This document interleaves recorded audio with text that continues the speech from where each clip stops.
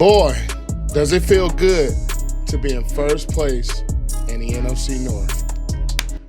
Yo, what's up, guys? Welcome back to the channel. APW Sports signing in for a Week 11 Bears preview, and we are previewing a Week 1 rematch as the Bears come in at 6-3, coming off of back-to-back wins, comeback wins at that, and sit atop first place in the NFC North.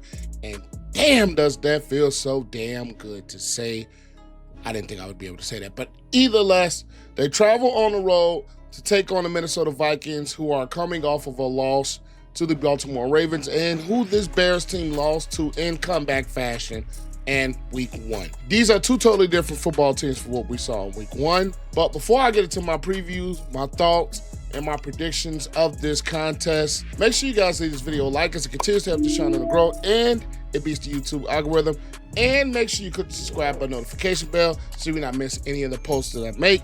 And the goal is 6K subscribers before the end of 2025. And I'm going to keep reiterating that. So I want to reach this goal. But it's time to talk Week 11 Chicago Bears football. Without further ado, let's dive into it.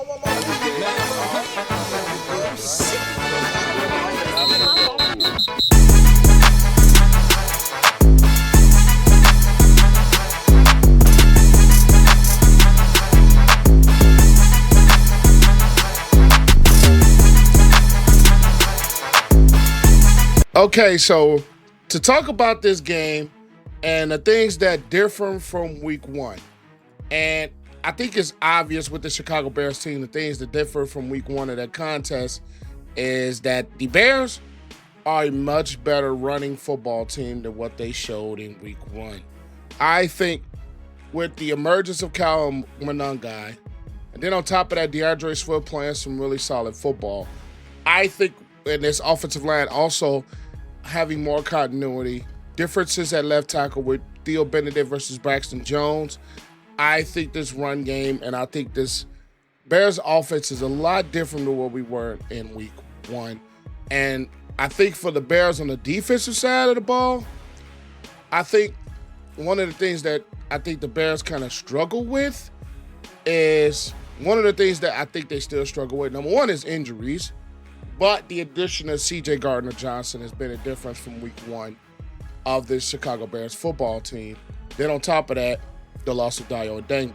But we're talking about this Minnesota Vikings football team that comes in ranked 21st in points, and we know that this Vikings team has had, I'm not going to say a revolving door at the quarterback position, but when you're talking about Carson Wentz versus J.J. McCarthy, who the Bears actually saw in Week 1 and we're going to see again this week going around. The one thing about J.J. McCarthy is he's basically still in his rookie year. Now, we know he played well in that fourth quarter of Week 1, and the Bears kind of gave up the lead in the fourth quarter. But I think this is a different defense. They have been getting more pressure of the quarterback versus what we got in Week 1. And the thing is, this Minnesota Vikings offense has been kind of, I'm not going to say erratic, but it hasn't been really explosive, where they're ranked 22nd in pass and they rank 24th in the run, and they are 21st in points, scoring 22.3 per game. But they're going up against the Bears defense that has been kind of inconsistent, if the word I can use is that. They rank 28th in giving up over 27 points a game. They are one of the bottom. I think they've improved their run defense. They rank 24th. The pass defense is 26th. Just personally, I think when we're talking about keys to this Bears offense having some success, is that the play action game is going to have to be key. And when the play action game is working, that means you're running the football well. And this Minnesota Vikings defensive side of the ball, they come in ranked 22nd against the run, but they are one of the better pass defenses in the league. So a play action game, when we're talking about this Bears offense with Caleb Williams, Swift, and Monangai, they're going to have to be successful running the football in order for a play action pass type of game to be effective. We know Caleb can be effective with his legs, with the rollouts and extending plays. But if you force a defense to, you don't want them to play in forward. Okay, we know they're not running the ball well, so okay, we know when there's pass situations.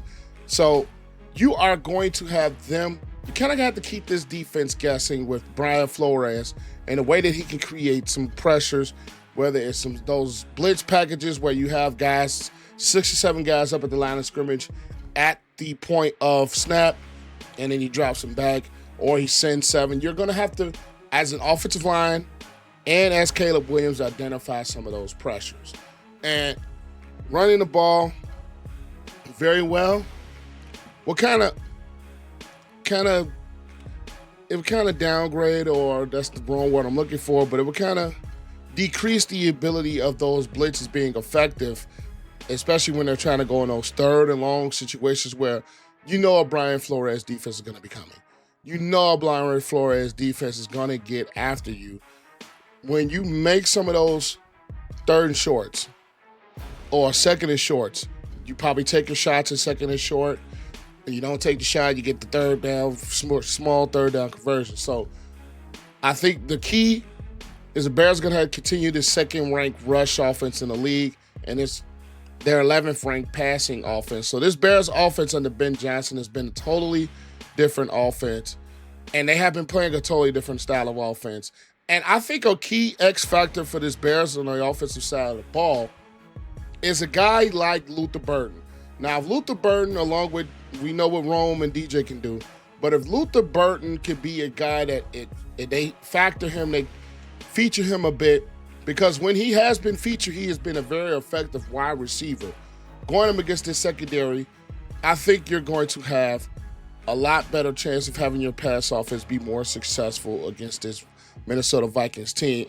Today's video is brought to you by ExpressVPN. For me, it is very important to have a VPN to protect my online privacy. It'd be very, very creepy if there was someone out there who kept a log of every single thing that you did online. So why let your internet provider really do that to you online? The best thing to do is to get yourself a VPN, and why not go with the ExpressVPN, the best VPN available. Personally, I like it for the fact that you can unlock Netflix shows that you do not get in the US market.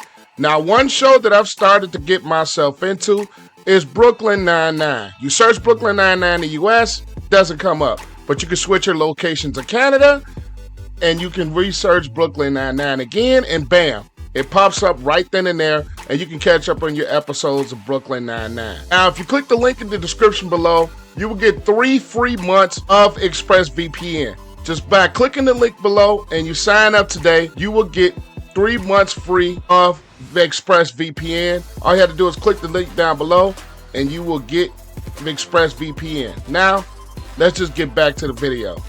And when we're talking about this Vikings offense, we know how Kevin O'Connell could put quarterbacks in positions to succeed.